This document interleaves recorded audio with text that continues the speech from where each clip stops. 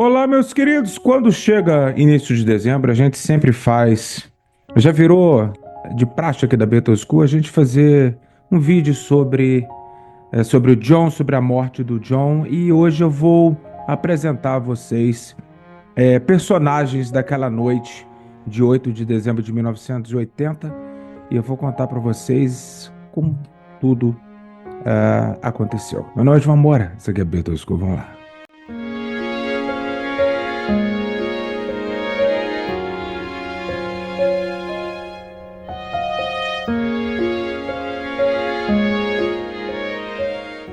Quando os tiros foram dados, não muito longe dali tinha dois policiais, o Herb Frauenberger e o outro chamava Tony Palma. E eles estavam de plantão naquela noite e eles falaram e receberam pelo rádio. Porque no Dakota tinha um sistema de alarme que quando tudo aconteceu, o porteiro apertou o botão ali na guarita do Dakota. Então esses dois policiais, o Herb e o Tony, eles receberam o chamado para a Rua 72, para 72nd Street. Então eles foram para lá e eles chegaram no Dakota. E o Herb fala que quando ele saiu do carro, ele entra naquele arco do Dakota e ele fala que havia um homem, né, com os braços esticados no chão, como se tivesse tropeçado e caído de braços abertos e de barriga para baixo, né? E uma mulher em cima dele, gritando. Então ele vira o homem e ele vê os tiros e o sangue saindo pela boca. Então a primeira reação dos dois policiais foram pegar o John pelos dois braços e pelas duas pernas e carregar ele alguns metros até a viatura que estava parada ali na calçada, né? Então eles colocam o John no banco de trás do carro, né? E é contado que na hora que eles foram fechar a porta, a perna do John tava para fora, ele era muito alto, ele tinha mais ou menos 1,80 m, né? Então eles bateram a porta no pé dele, aí depois colocaram o pé dele de novo para dentro e fecharam a porta. A Yoko queria ir junto, mas os policiais falaram que não. Aí ela foi no outro carro da polícia que estava logo atrás, porque chegou também alguns outros carros e foram prender o verme. E aí o que acontece? A Yoko ficou perguntando o tempo todo pro Tony, pro Herb, ele vai ficar bem, ele vai ficar bem. E eles viram pela situação ali que não parecia nada bem, né? Então eles seguiram até o Roosevelt Hospital, que não era muito longe, ali algumas quadras do Dakota. E aí ao chegarem lá, as duas enfermeiras, a Barbara Carmer e a outra era Dia Sato, elas receberam e tal e correram com o John para a sala de emergência, né?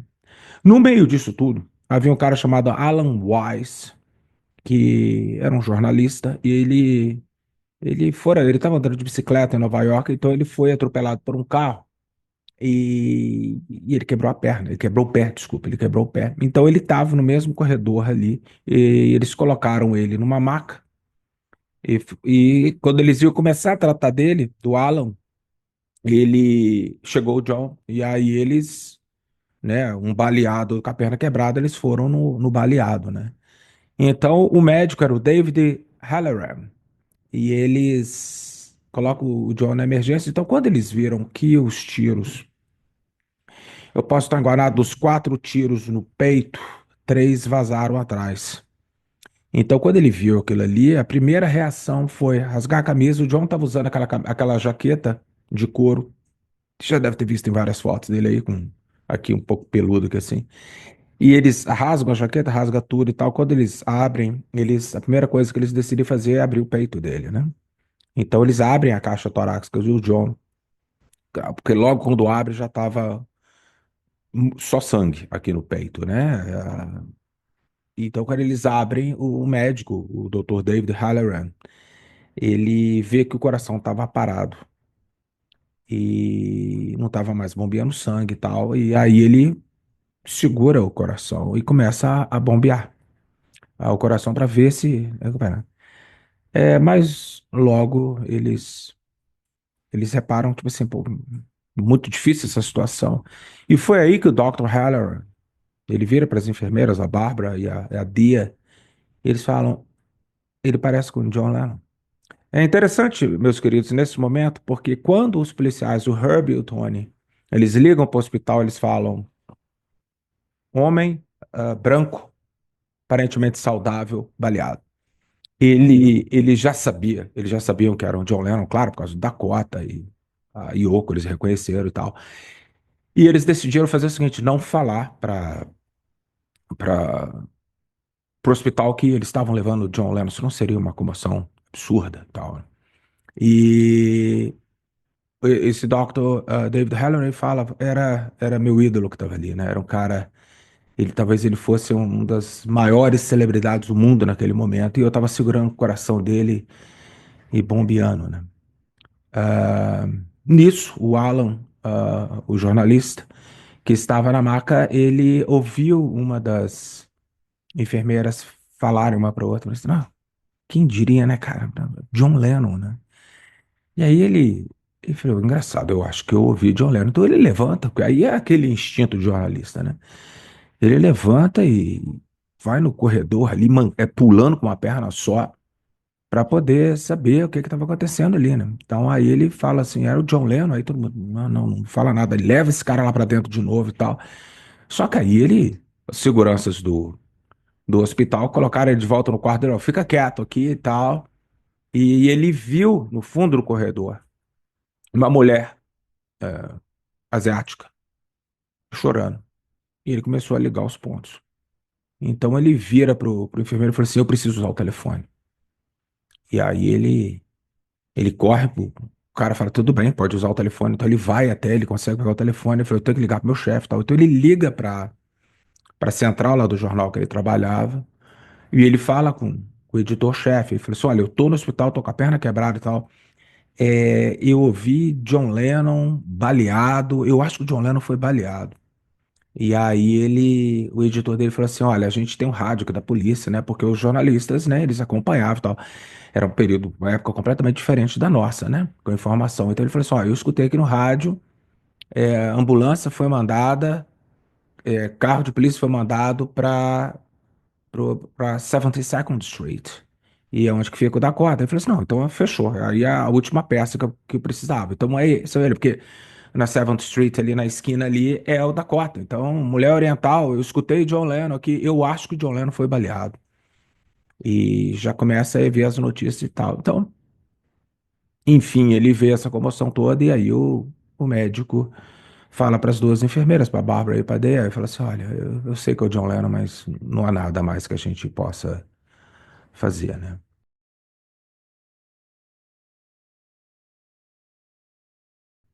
Então eles saem para poder dar a notícia para Yoko. A Yoko estava com o David Geffen.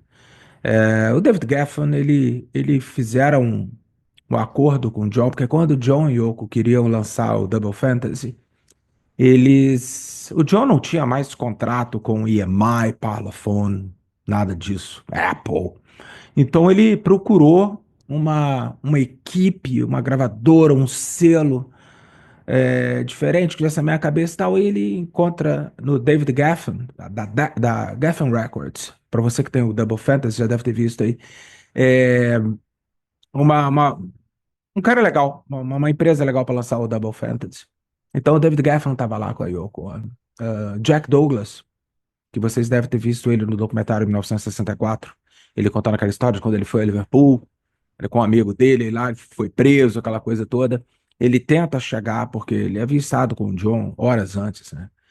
E tem uma parte da história que eu acho assim, tudo é triste, né, meus queridos? Nessa história tudo é triste. Mas tem uma parte que a Yoko pede ao médico e tal, ele fala assim, será que você tem como me dar 15 minutos, que é o tempo de eu chegar em casa, e, e não falar que o John morreu pro público e tal? Aí eu estou, beleza. Então o David Geffen põe a Yoko Ono num táxi, ou no carro da polícia, e os próprios Herb e Tony, os dois policiais, eles levam a Yoko até o Dakota. Ela entra porque ela queria falar com o Sean antes que na imprensa que a imprensa soubesse. E ela fala que naqueles 15 minutos, o qual para ela foi devastador, ela chorava abraçada ao David Geffen. Esse repórter Alan Wise, ele fala que ela batia no peito do policial do David Geffen, pelo amor de Deus, fala que não é verdade, fala que isso é mentira, fala que isso é mentira, fala que ele vai ficar bem e tal. Então o Yoko vai embora. Só que neste momento já havia bastante gente, bastante fã na porta do Roosevelt Hospital, né? E foi assim, né? Que o John partiu, né?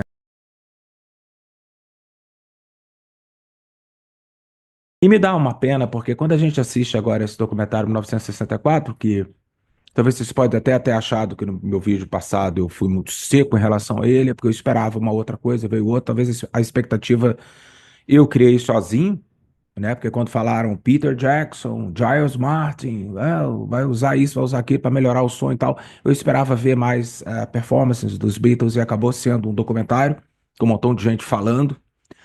É, Mas é um documentário legal, claro. E quando a gente vê aquele John Lennon chegando em Nova York em 64, com o Paul, George, o Ringo, e ele andando no Central Park, ele, ali no Plaza, né, no Peppermint Lounge, o John ali feliz e tal, novinho, né, com 24 anos.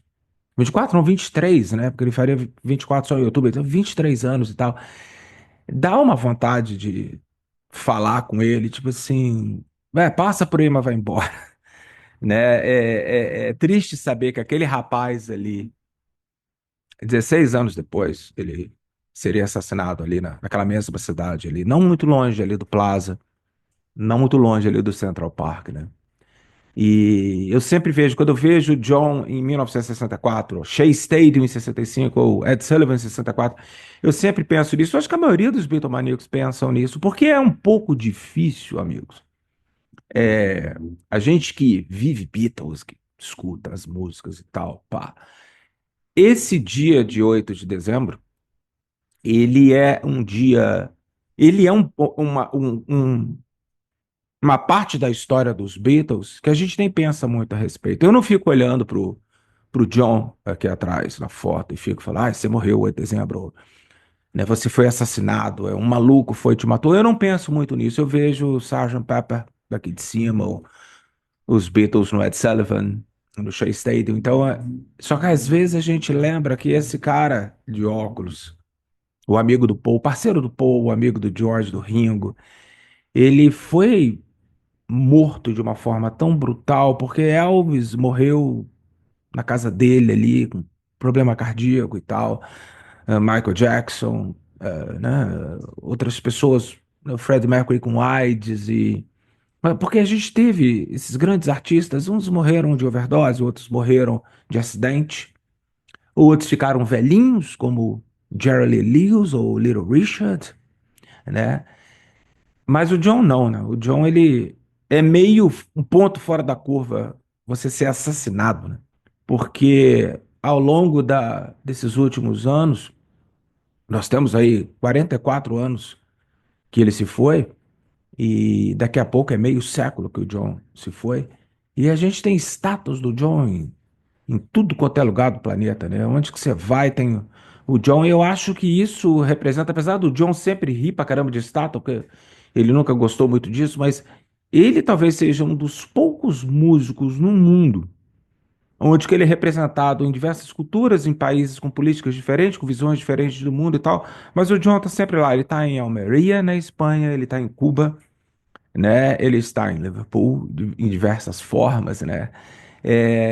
O John, ele acabou ficando muito maior do que essa coisa toda. Então esse dia é um dia para mim, é sempre que eu escuto as músicas dele, mais até do que o aniversário dele. É o dia que eu escuto, não é celebrar a morte dele, mas é um dia que a gente tira para poder lembrar dele, lembrar como ele foi, lembrar o quão importante ele foi. E para mim é sempre um lamento. Quando eu descobri John Lennon, antes de eu descobrir os Beatles, eu já conhecia John Lennon. O impacto da morte dele foi imenso na minha família na época, apesar de eu não entender muita coisa, porque eu era muito novo, muito criança. Mas eu me lembro que quando eu descobri que ele foi assassinado, eu escutava aquele álbum Shave the Fish, que minhas irmãs tinham, que era uma coletânea de 75. Eu me lembro que um lado daquele álbum tinha Imagine. E eu não sabia inglês, não tinha a menor ideia do que ele estava falando, mas eu lembro da melodia de Imagine. E eu lembro que como que alguém pode matar uma pessoa que fez uma melodia tão bonita, né? E é isso, a gente sempre fica se perguntando por quê, né? Mas vai saber. Meus queridos, que vocês tirem o dia 8 de dezembro para ouvir John, ouvir suas músicas, né? Curtir os Beatles, né? Eu sei que é um dia meio azedo para a maioria dos Beatlemaníacos, mas a música, nada melhor do que a música para poder alegrar nossos corações. Um grande abraço para vocês e Deus abençoe, John Lennon. Tudo de bom.